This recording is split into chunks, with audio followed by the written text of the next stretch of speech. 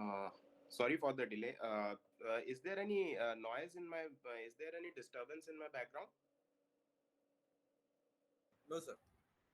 Okay, let's start over. Let's start with the compensation techniques. Which was this week's content. So in compensation techniques, can anyone tell what is the need for compensation in feedback system? So basically, we have G of S. We want a system to be oscillatory and stable, sir. So based on the capacitance and all parasitic capacitance, how that capacitance poles will come into picture, and based on that capacitance, how can we design a system like that, sir? Is it correct, sir? So basically, how does a feedback system work? So feedback system basically takes an error between sorry feedback system takes an error between the input, the actual input, and the output passed through some filter h of s. So it will be vo times h of s, and pass it through a controller which is g of s to correct the output and minimize the difference between input and output. Okay. Now, if this loop that we have is instantaneous, then there won't be any problem in it. That means if this loop doesn't has any delay in it, then there won't be any problem in it. However, if there is delay, what will happen? So, for example, let's consider a feedback system. Let's consider you are driving a vehicle. So, let's take time on t-axis and velocity on x-axis. So let's say you are driving a vehicle, and your speedometer. How does the control system look? uh, you have accelerator, then the feedback is your hand on accelerator, then the feedback is your speedometer,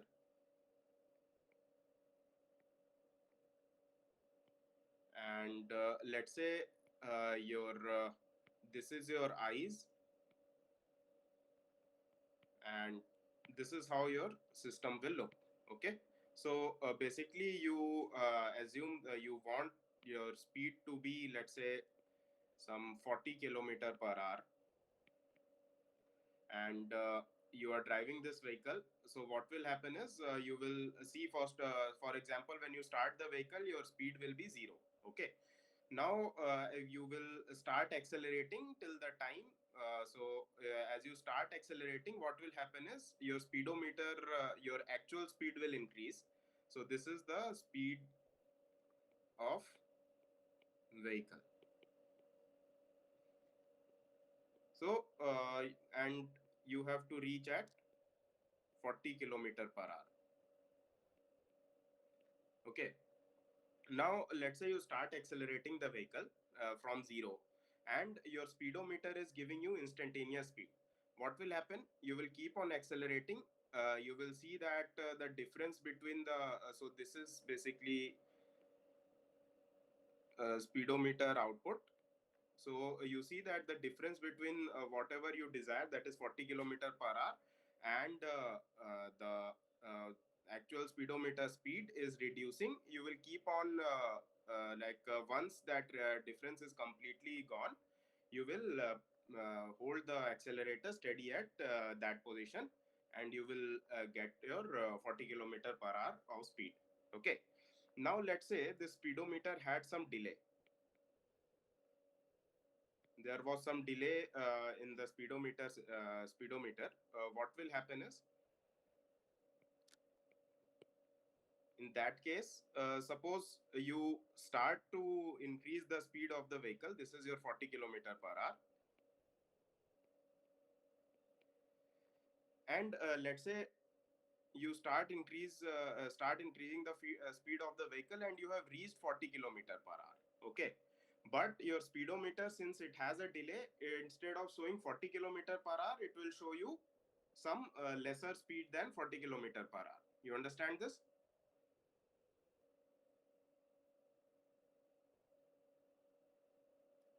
You guys are following my argument, right? Okay. So it will show you less than, for let's say it's showing 35 kilometer per hour. So what you will do, you will still keep on accelerating, but even though your speedometer is showing 35 kilometer per hour, but the actual speed of your vehicle has reached 40 kilometer per hour, and still you are accelerating. That means your speed will increase than 40 kilometer per hour. After some time you will see that okay, speedometer has speedometer shows 40 kilometer per hour, and it's further increasing because it's delayed by whatever actual speed of the vehicle is. So then you will start decelerating, then you start again decelerating, and then again you reach basically 40 kilometer per hour, and still your speedometer shows a speed that is higher than that because the speedometer is delayed. So basically you won't settle at 40 kilometer per hour, you will be keep on oscillating around this 40 kilometer per hour. You understand this analogy? Okay. So so we see that when there is delay in the control system, our system starts oscillating, and if there is so much there is huge delay, then your system will become outrightly unstable. It will just blow up. The oscillation will keep on increasing, and it will go to instability. So uh, to basically keep your delay of the system under check, you need to basically keep you need to basically do the compensation in the feedback system so that your delay is minimized. Now let's say uh, let's consider that there is some delay in the system. So let's say this delay is not very much, there is some delay. So if there is some delay in the system, but that delay is not that much that it can make the system unstable, in that case what will happen is that you will since your speedometer is showing delayed output, so you will naturally have your acceleration higher than what is required to reach 40 kilometer per hour. So you will go like this, and then since the delay is not much, so just after a small overshoot, you will again come back and settle to 40 kilometer per hour. Okay. So some delay in system is will help you make the system faster. However, if the delay is huge, then your system will get unstable. You understand? Okay. So let's come to circuit. So we basically have, let's say, uh, GM, then a CGG. Let's call this C1, GM1. We have RO1, we have GM2, we have C2, and we have RO2. Okay. So let's say this is basically structure of a two-stage op amp. Okay. So why do we need to cascade basically? What is the need of cascading in the first place? Sorry? Yeah, so in order to get more gain, you need to cascade. But with cascade, you basically further encounter more, you keep on incorporating more and more delay in your forward path. Now, if you are, for example, making this feedback system through this, so you will place it like this. In that case, if you have a higher number of there are many poles in the system, your system can tend to go unstable. Like as far as your Nyquist criteria is concerned, or like the Bode plot criteria is concerned, you guys have studied this in the class, right? So what is Yes, the sir. criteria? What is the criteria that is detected by the Bode plot or the Nyquist plot?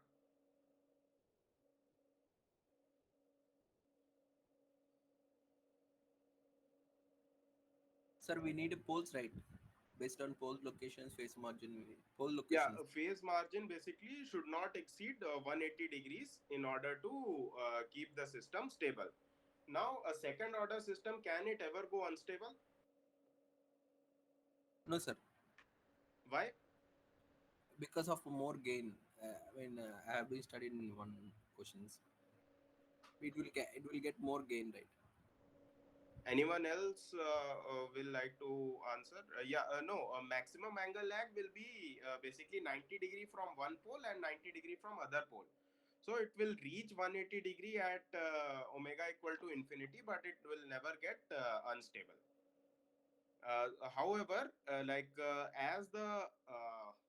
as basically your phase margin keep on approaching 180-degree, your system keeps on going towards unstability. So basically, what you want is, so let's say this is how your Bode plot looks. This is omega p1. This is your 0 dB, and here is your omega p2. And how will your phase look? So we are making phase from here to here. So initially it will start from 0. It is linear. It won't be, it will be monotonous, it won't be linear. So it will do something like this.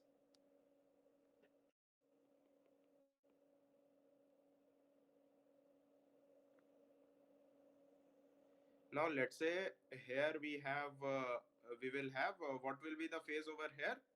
It will be 90-degree plus some extra phi due to, where will this 90-degree come from?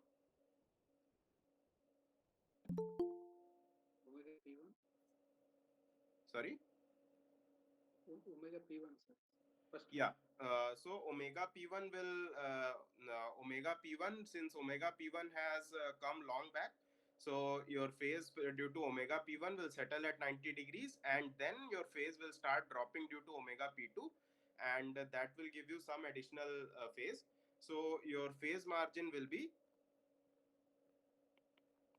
180 minus 90 plus 5. Now, let's say you want to increase your phase margin. To increase your phase margin, the technique that you use is compensation. Now, what all compensation techniques you guys have studied till now? Miller Dominant pole. compensation, feed forward compensation, sir. Dominant pole compensation. Feed forward compensation has been discussed in the class, is it? No, sir, I studied in Nagendra Krishnapura, sir. No, sir. Dominant pole compensation we discussed. Dominant pole and Miller compensation only here discussed. Okay, here, dominant pole and dominant pole and Miller compensation have been done. So, what is the fundamental basically? Like, if you have a single pole system, that is your stable system. Okay, so basically, what you want is, let's say this is omega UGB. So you want your system to look like a single pole system till the point you cross omega UGB. Beyond that, since your gain has anyways gone below 0 dB, so even though there is delay in the system, it doesn't matter. Because if the gain is not there, if let's say at some frequency, even though your input is even though you have significant delay in the system, but since the gain of this complete loop is less than 1, so if the signal starts traveling, it will get attenuated and die down. There won't be any consequences of the delay in the system if the gain is less than 0. So till the time the gain is greater than 0, you want that your system should behave as a single pole system, like as close as a single pole system. So Sir, small doubt, sir. Why yeah, we will consider, sir? Because if there is a two pole now, you will get more steep, right? It sorry, won't be. It will behave like a more ideal, right? why are you saying that? Means if it is 20 dB, it will take some time. If it is 40 dB, it will take less time for unity gain. I mean, it will behave like a more ideal case, right? Where we will study in filters, we will study in sir, because of cascading, we'll No, get more. no. Cascading will help to increase the DC gain. Okay.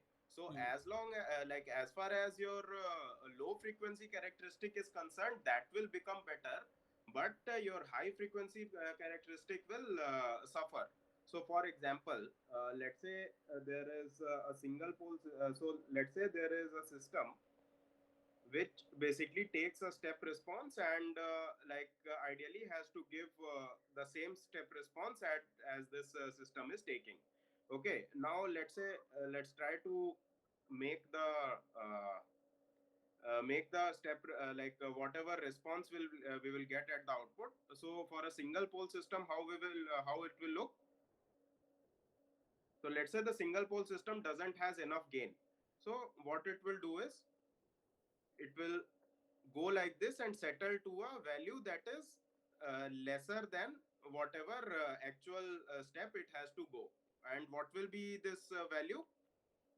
That will be basically 1 upon 1 plus loop gain.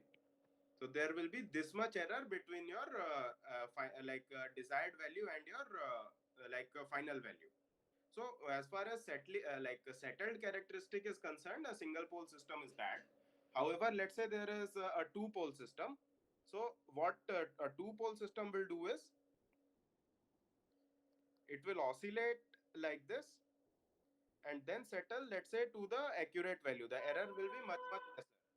But this response that we have, the ringing that we have is not desired. We want this ringing to be as minimum as possible. So that's why we need to compensate the system to so that its high frequency response looks like a single pole system, and its low frequency response has the desired DC gain, the desired gain that you want. So we need to somehow a unison between this red curve and this blue curve. So let's say somehow we compensate. After compensation, this will look somewhat like this.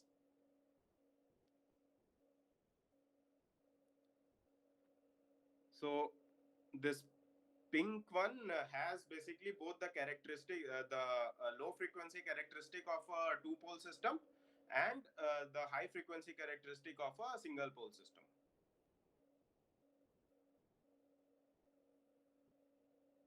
Yes, sir. So that's how we need compensation, right, sir? I Yeah. mean, we want to make oscillator at the same time. These will called as a ring, sir, or can we write it as a conditions, sir? Critically damn like that rings. Whatever you want to call, you can call. Okay. So yeah, we were saying that we want at high frequencies when the system is crossing 0 dB, we want it to behave as close as a single pole system as possible, and in the desired frequency range, it should behave as a it should have high gain.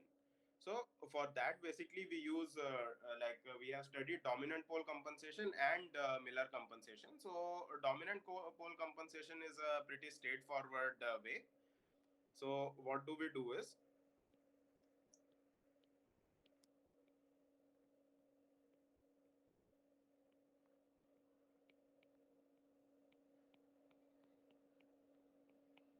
so this is GM2, RO2, and CO2. So let's say its Bode plot looks somewhat like this.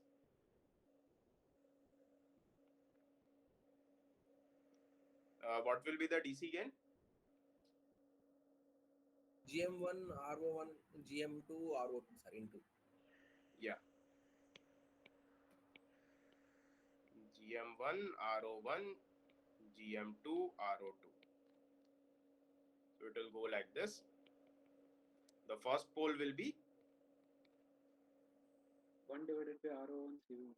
RO1 CO1, and then it will go like this, and then your second pole will hit. That will be 1 by RO2 CO2.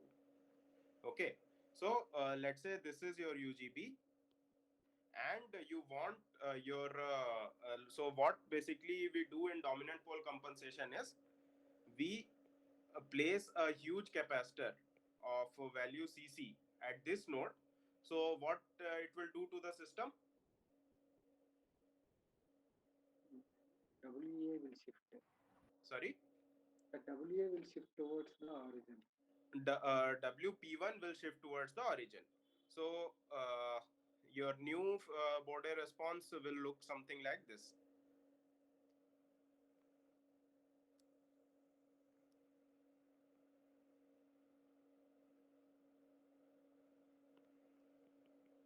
And this is omega P1 compensated. What is this equal to? 1 divided by RO1 CO1 plus CC. RO1 CO1 plus CC. Okay. And how will your phase response look in two cases?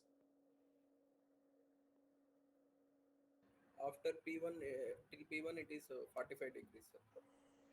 So let's say the pole, both of the pole are far enough so that when the P1's effect starts coming into picture, the P2 hasn't started showing the effect. So it starts from 0 degrees. The first of all we'll draw for the uncompensated case. It will be around 45 degrees over here. It will go to 90 degrees, and since P1 is omega P1 is inside UGB, so here it would have crossed 135 degrees,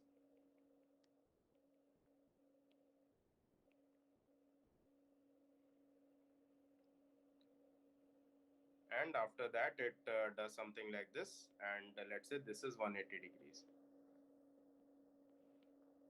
and your at UGB you will have something over here. So what is your phase margin in this case? It is this quantity. You understand? Hmm. Is everyone able to follow this? Yes, sir. Okay. Now, what will happen in your red case? Phase margin is increasing. So, basically, it will do something like this. Your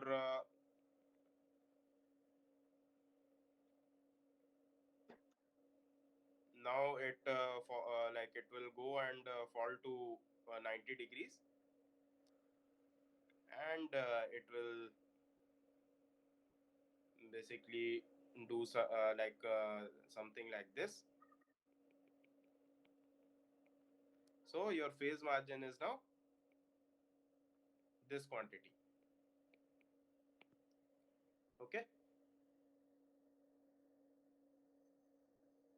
You guys understand this?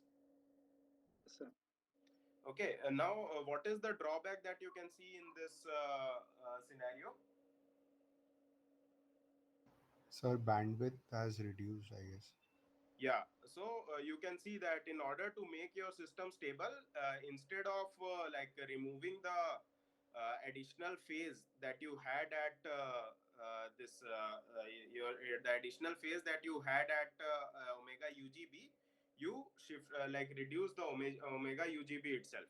And other thing is that as one of you pointed out, the capacitance needed, the CC capacitance needed will be a huge capacitance, and this will be tough to implement. So, these are two drawbacks of this. This kind of dominant pole compensation is generally used in systems where your bandwidth is not of major concern. So, can you tell any system, any feedback system that you have learned so far where what are the systems where your bandwidth is not of concern? Where let's say your output is only a DC voltage. Okay, in those cases, your bandwidth doesn't matter. So once it settles, it just be at that particular frequency, and you don't care about it. Can you tell any system, any feedback system whose output is DC voltage and the bandwidth doesn't matter? Can you think of any? So you guys have studied many systems in your analog electronics circuit class so far. So AC to DC converter. AC to DC converter. Okay, that is one. But try to think something that you have studied recently in analog electronic circuits.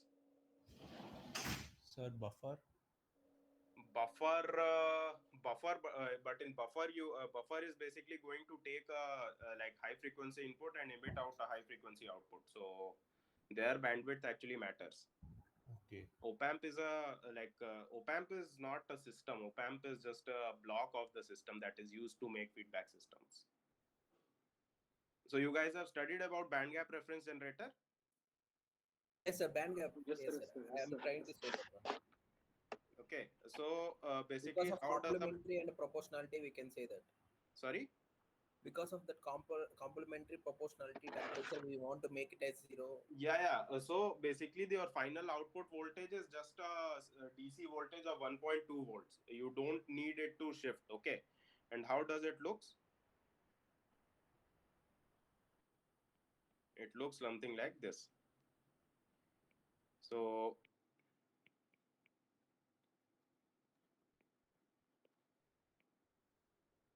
you have here you take your output,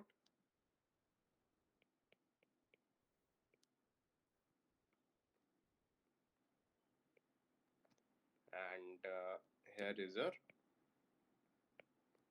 this is cross 1, this is cross n. So basically you have a two-stage system over here. If you consider this op amp to be a single pole system,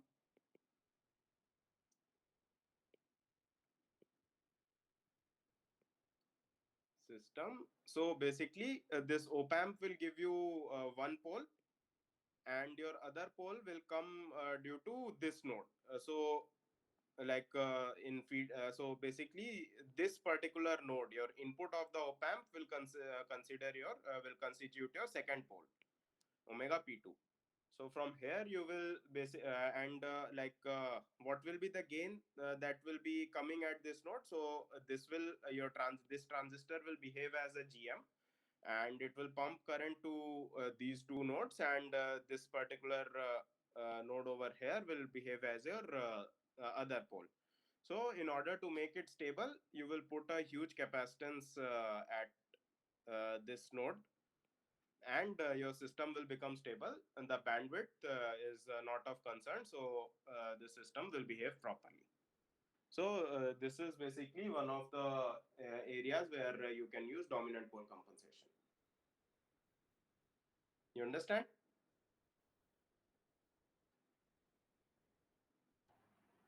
Yes, sir. Sir, I mean, afterwards also, I have doubts on band gap reference calculations.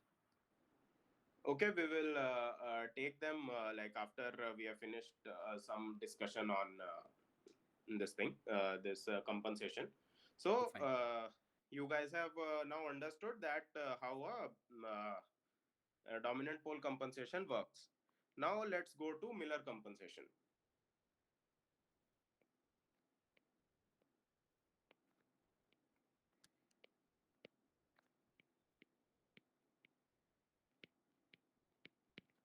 We have GM1, RO1, then we have CO1 over here, then we have GM2, RO2, and CO2.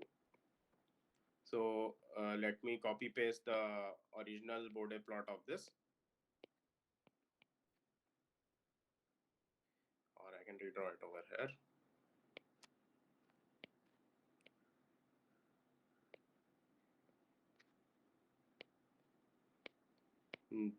So this is basically, let's make this one is red. This is GM1 RO1, GM2 RO2, and when the first pole hits, it's omega P1.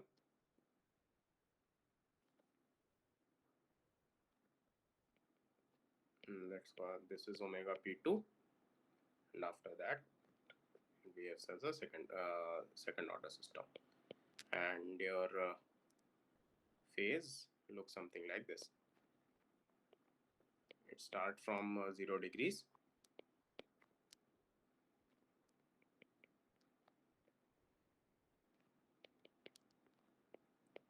45 degrees, goes to 90 degrees, and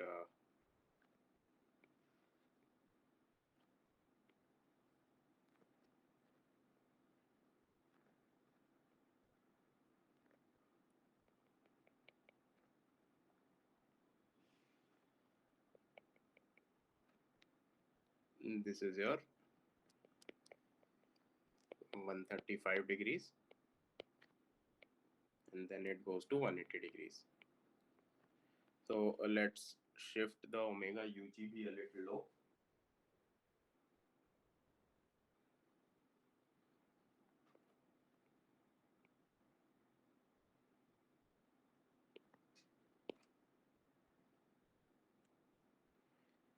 So what is your phase margin?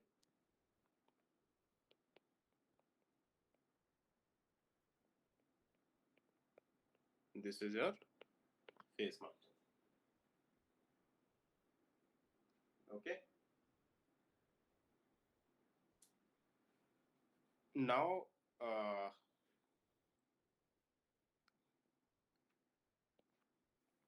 now let's say what basically we do in Miller compensation.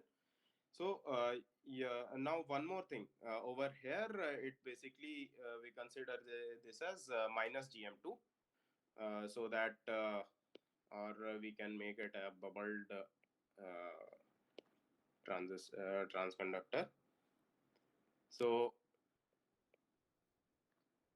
this is how our system looks before compensation. Now the Miller compensation capacitor is placed across the high negative gain of GM of basically around this GM2, the second stage. Okay. So what is the looking in capacitor when you see from one end?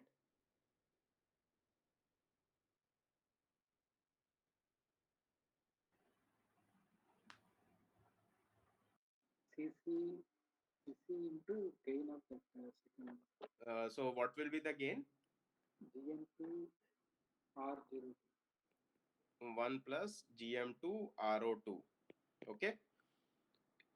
So your first pole will basically remain at this particular node, and this node basically is like omega P1C, let's call this. So your first pole basically shifts to, what is your first pole?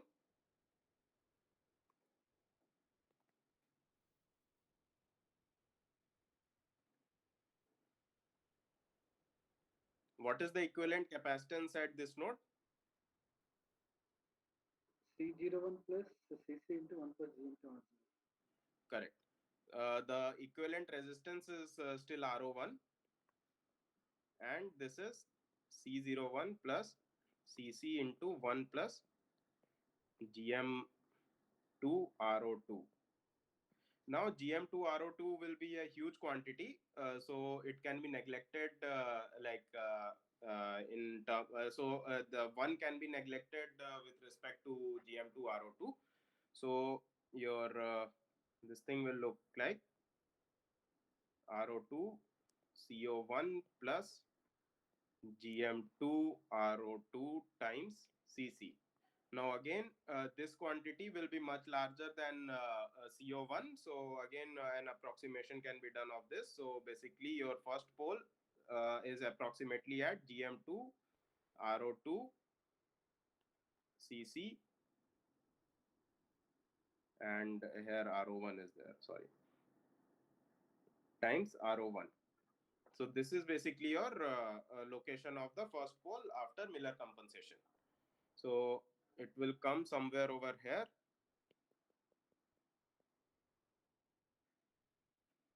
Now where will your second pole, where was your second pole originally? 1 divided by R02 Ro2, C2. C2. Take, okay. Now, where will your second pole become now? So there is some trick, or there is some circuit, there is some intuition with which you can decide the location of your second pole. So how does it works?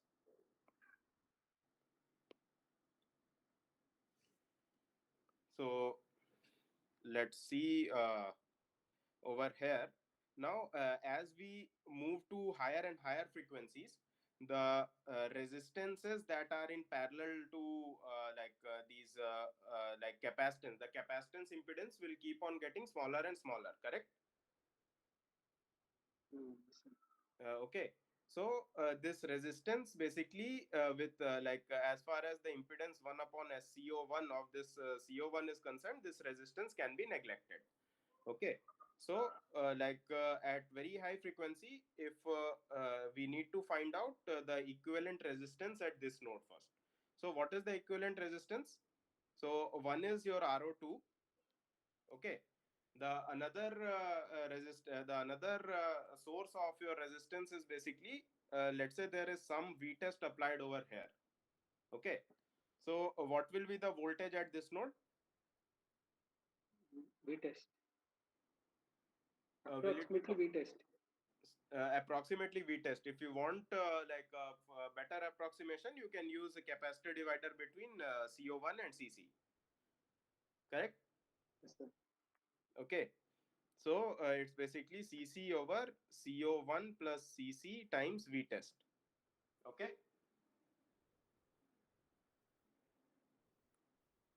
Okay, sir. You understand? Okay. So if this voltage gets applied, what will be the current that will be sucked by this transconductor? GM2 times of the CC given So I test will be GM2 times V test times Cc over CO1 plus Cc. Correct? yes, sir. So what is this RT? That is basically nothing but Vt over It. That is equal to CO1 plus Cc divided by GM2 times Cc. Correct? Yes, sir. So this comes in parallel to 1 over GM2. So one is this physical resistance of Ro2, other is this resistance that is found by GM2 and combination of CO1 and Cc. So your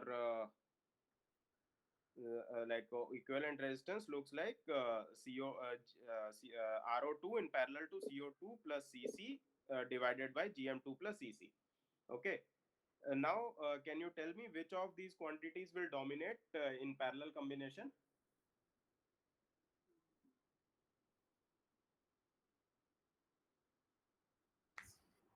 Sir, CC should dominate, sir, in second one. The second one will dominate. This Ro2 will be much higher than this thing, and in parallel combination, the one that has smaller resistance dominates. So this can be approximated as 1 by GM2 Cc into CO2 plus Cc. Okay. What will be your equivalent capacitance at this node?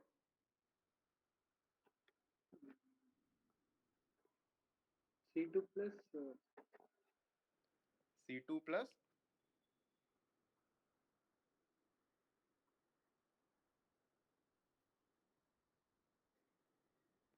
C1. No. See, the thing is that till this point, your gain of so the Miller effect of that huge negative resistance or a huge negative gain will work only till your effect of capacitances have not started coming into play. Like one of you pointed out, CC into 1 plus 1 by GM2, GM2 RO2. This won't be true because the gain from input to output at the frequencies we are talking about is no longer GM2 RO2. Okay, because the current supplied from this transconductor won't be purely going into output resistance RO. So you can't apply Miller compensation at Miller effect for capacitances with this DC gain at high frequency. So what it will look like is, so it will be nothing but as we suggest as we observed previously that this output resistance will be inconsequential as in presence of the impedance of CO1, which will be much lower. So basically your capacitance will be a series combination of CC and CO1. So how will it look? CC times CO1 upon CC plus CO1. Okay. So your second pole will come at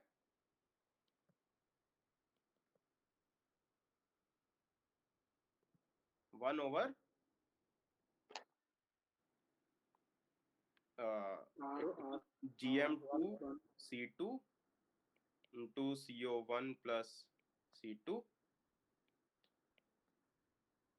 sorry, CO1 plus CC times C2 plus CO2 plus CC divided by CO2, CO1 plus CC divided by CO1, CO1 times CC.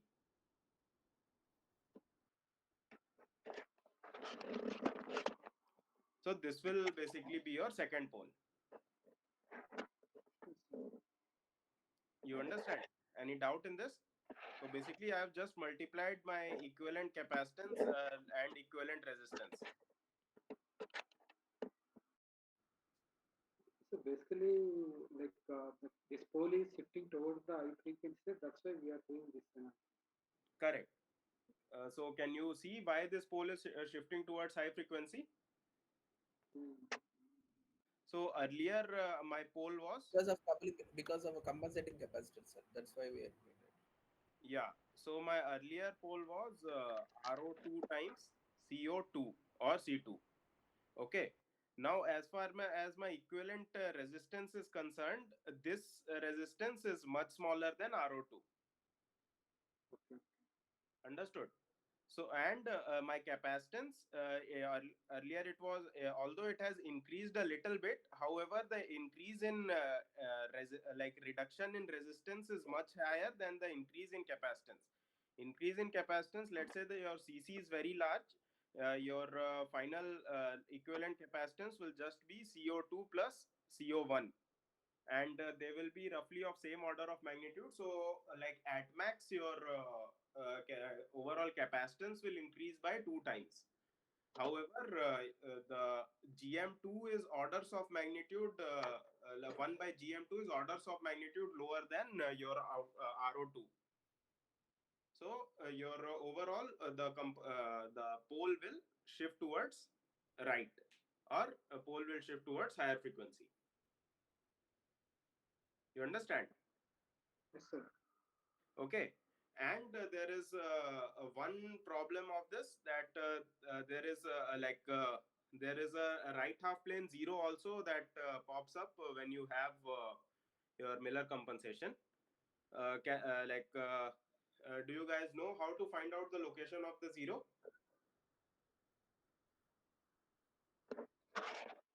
Hmm. So let's copy the circuit again. Yeah. So we will just make output zero. I will demonstrate that.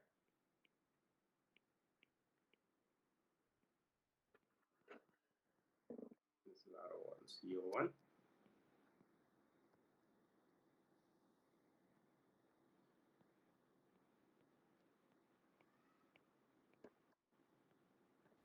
I guess it is GM2 by C. I mean the compensating capacitors value. Correct. RO2, CO2, and here is CC. So if you make the output of this particular, basically what is a zero?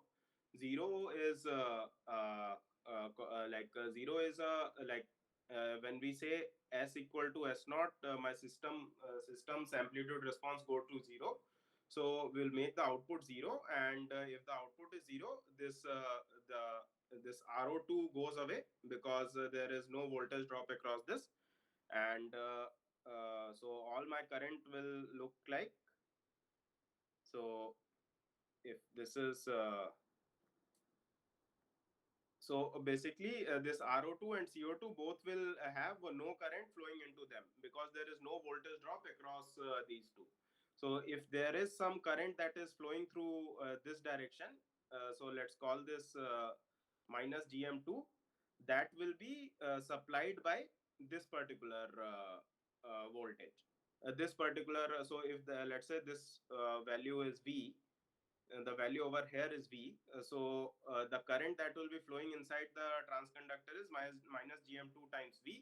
The current that will be flowing through CC will be the current that will be flowing through CC will be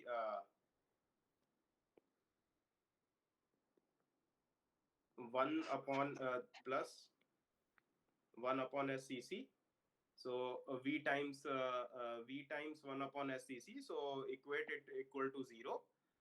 So from there we get our S equal to GM2 by CC. Okay. Now, what impact will a right half plane zero cause on our system? Unstable, sir. Why? I mean, by the whenever if you wanted the system to be stable, the poles and zeros should be on the left half plane, or it should be on the So horizontal. basically, it will do a double whammy.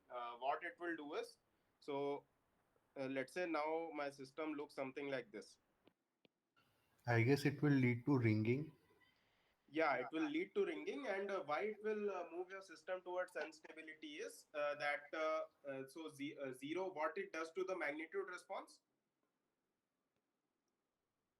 It increases your magnitude response, and if your zero is a right half plane zero, it will reduce your phase response. So what we wanted at high frequencies, we needed to increase our phase response so that our phase margin can increase, and we wanted the magnitude response to die down quickly so that it can quickly go below 0 dB. However, the right half plane zero does both the things opposite as what we actually desired. And can you see this? Can you understand this? Yes, sir. Okay, so a right half plane zero is not a desirable thing in your system. So what basically you do to remove this right half plane zero?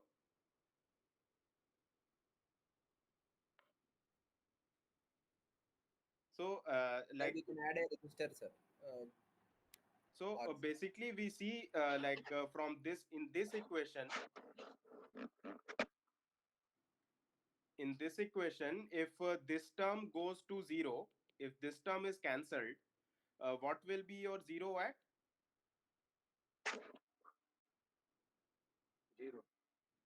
No, let's say if this term was not there, what your S should be in order to make right half plane zero, right hand side zero.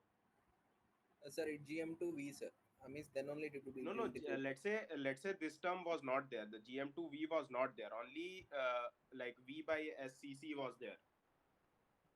Okay. Infinity. Yeah, correct. So your S will go to infinity. Your zero. So if you somehow remove this particular term, the DC, the low frequency term, your GM2 will basically go to infinity. Sorry, your zero will be right half plane would go to infinity. Second term should be V times SCC if it is KCL. Oh, sorry, V times SCC. Yeah, just a minute. Uh, so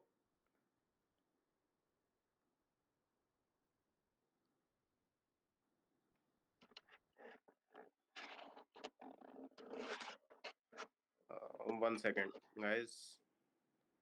So basically, what we have right now is minus GM2V, and from here we get V times SCC. So that is equated to 0, and we get our 0 as GM2 by CC. Okay, and now we need to remove this right half plane 0 that we have got. Okay, so what we can do now is, let's say we had a resistor in series with this capacitor. Now, how will you write the equation for this to find this 0?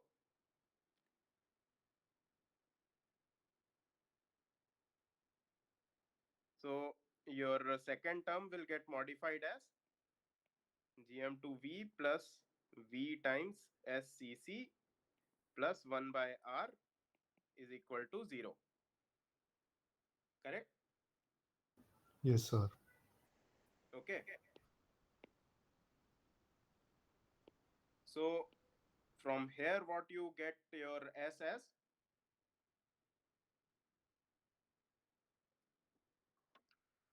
GM2 Gm2 minus 1 by R minus 1 by R divided by CC. divided by CC. Okay. So as you basically, if you make GM2 equal to your, if you make your GM2 equal to 1 by R, what will happen? It's equal to 0. Your right half plane 0 will go to 0. You will have S equal to 0. Okay. So if S equal to, so if basically your so what basically is happening here is, if this 1 by R terms come over here, so mm, just a minute. So if this is your right half plane 0 now, so as you keep on increasing R, as you keep like initially when your R is 0, so in that case you have basically your pole as if you're just a minute. Uh,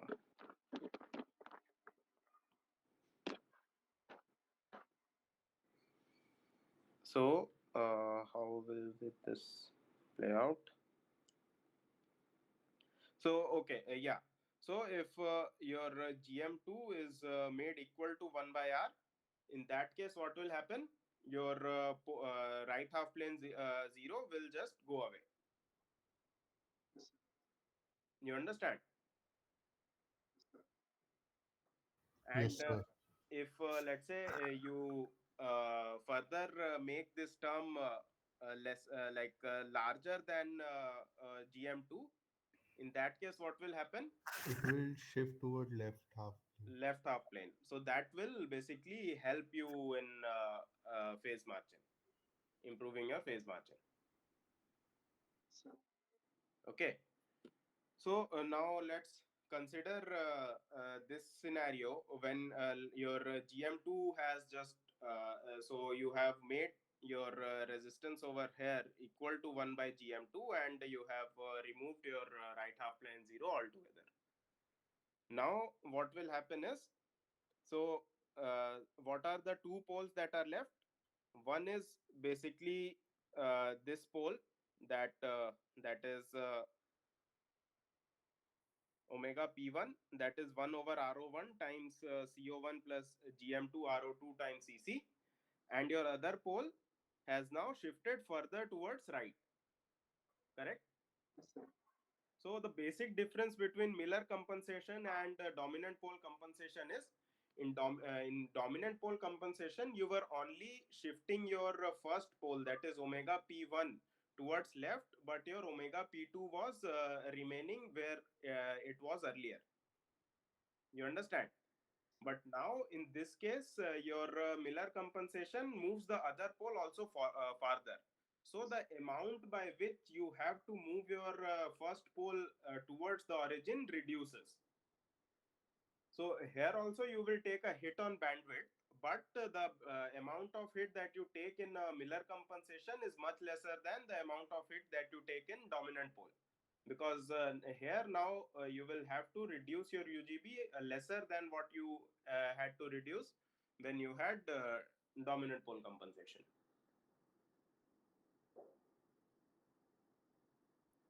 You understand?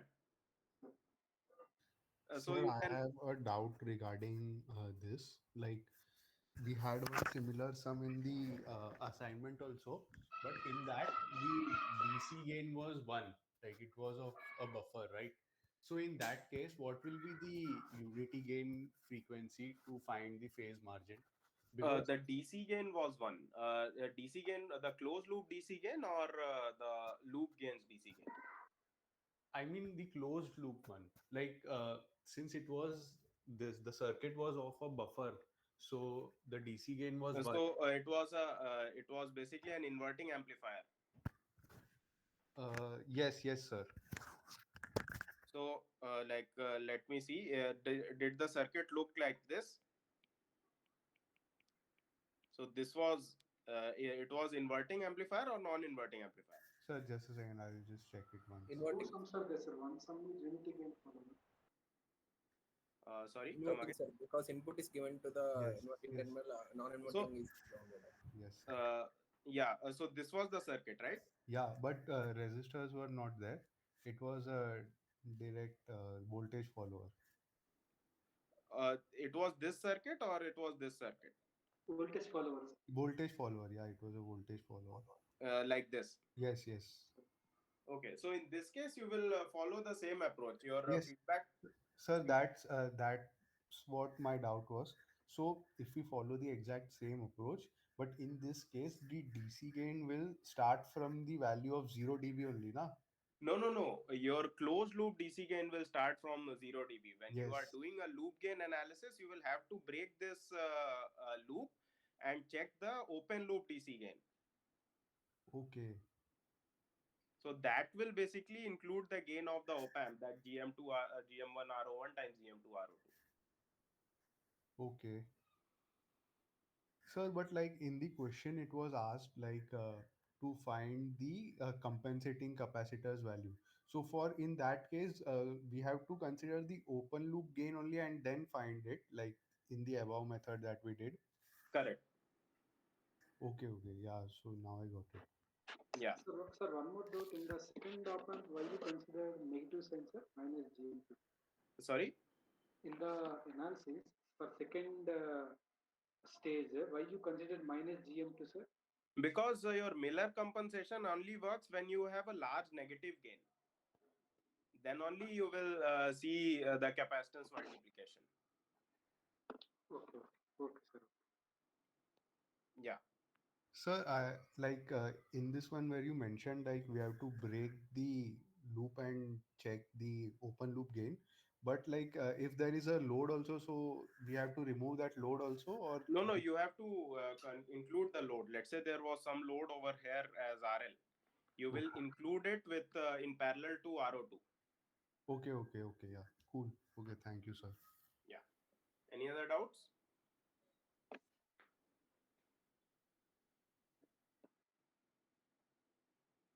Sir, when we are doing this phase margin calculations, like normally we are considering whenever unity like voltage follower, we are simply taking the loop gain function and evaluating, sir. Okay. And for suppose if it is not like a unity gain follower, like some beta is there. Uh, Sorry, just a minute.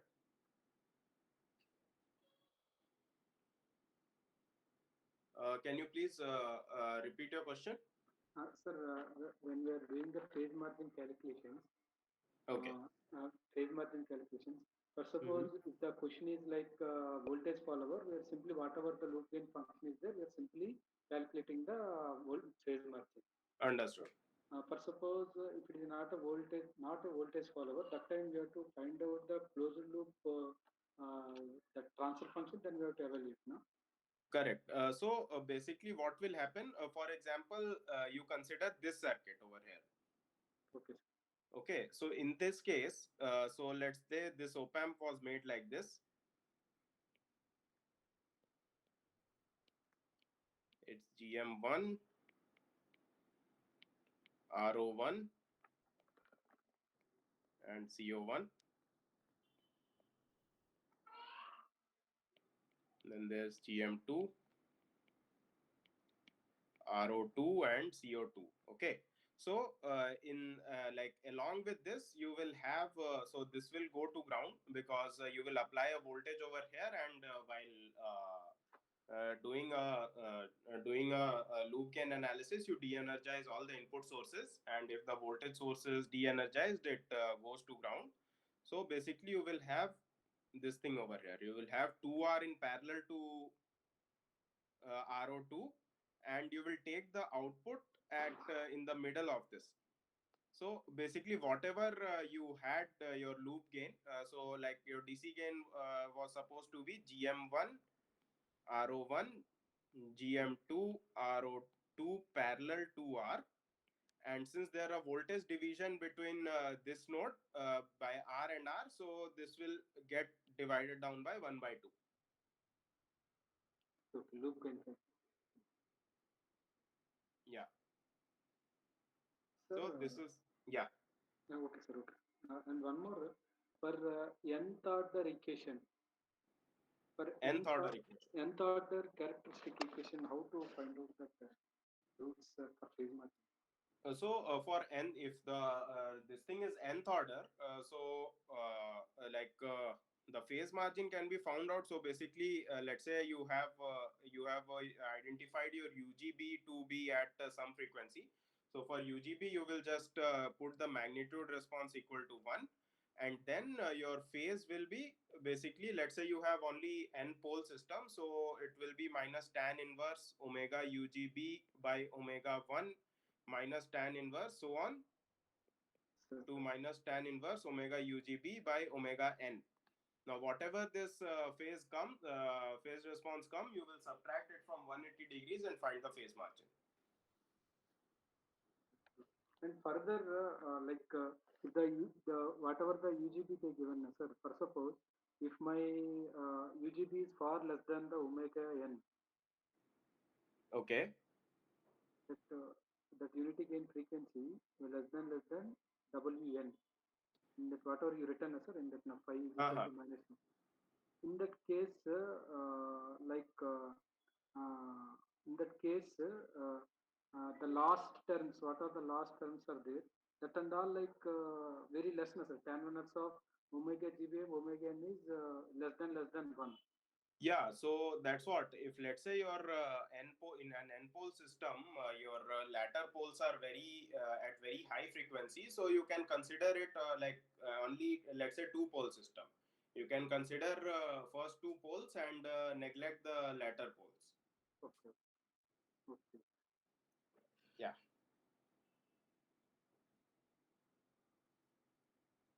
Any other doubt?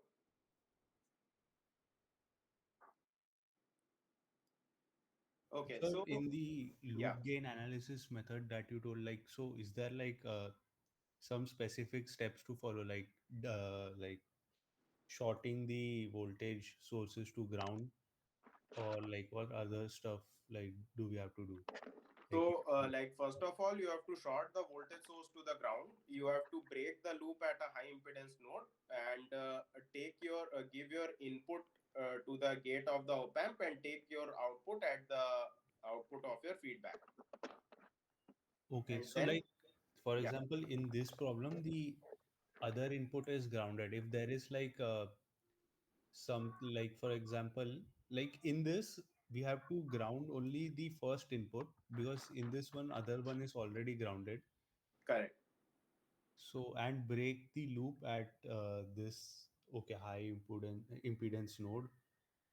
Okay, so like if we are breaking it over here, so this resistor will be in series with the other resistor, right? Correct. Feedback resistor and this one Yeah. input. Yeah. Okay, so then we have to calculate from VO Yeah. will be at this point.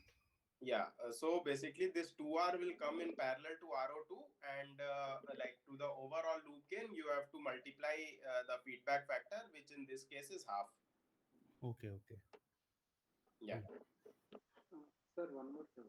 Sir, yeah. for normal control system, second order system, there is Mhm. one base equation like for closed loop system, omega square n divided by s square plus 2 zeta omega n plus. Can you speak a little louder? Your voice is unclear. That's sir for second order system, Yeah, normal and control systems like the characteristic equation is like this: s square plus 2 zeta omega ns plus omega square n equal to 0. correct. So it's Uh, basically s square plus 2 zeta omega ns plus omega n square equal to 0. Yeah, 0. Like similarly, sir said in the class, for similarly for the analog electronics, sir in terms of the quality factor set one equation. Sir. correct. So that basically is s square by omega n square plus s by 2q, sorry, s by q omega n plus 1 equal to 0, or alternatively s square plus omega n s by q plus omega n square equal to 0. Yeah. What is the numerator, sir? This is the denominator, numerator. The numerator will depend on what zeros you have in the system, no? Okay, okay. Like normally in our control system, second order, like omega square n divided by this equation will be this, sir. Omega square n divided by s square plus 2 zeta omega n plus omega square Omega square n by s square plus plus 2 2 zeta omega n s plus plus omega omega square. n square, correct?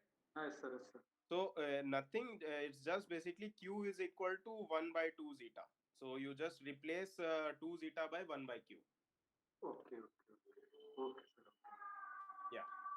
So these are just two different ways to like quantify your damping factor or quality factor. In both cases, and both are reciprocal to each other. Yeah. Any other doubt? Sir,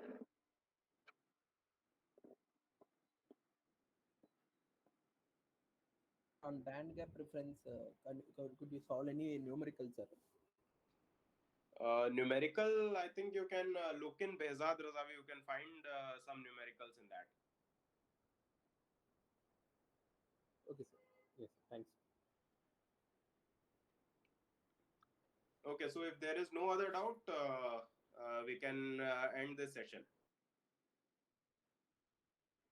Okay. Okay, sir. Okay. Thank you, sir. Thank you. Sir, 1 minute, sir. Yeah. Sir, last session is not available, sir, on YouTube. I think it's available. No, sir, it is private mode, sir. Whenever I am trying to access, it is showing private mode. Okay. I will take a look and make it public. Yes, sir. Okay. Thanks. Thank you.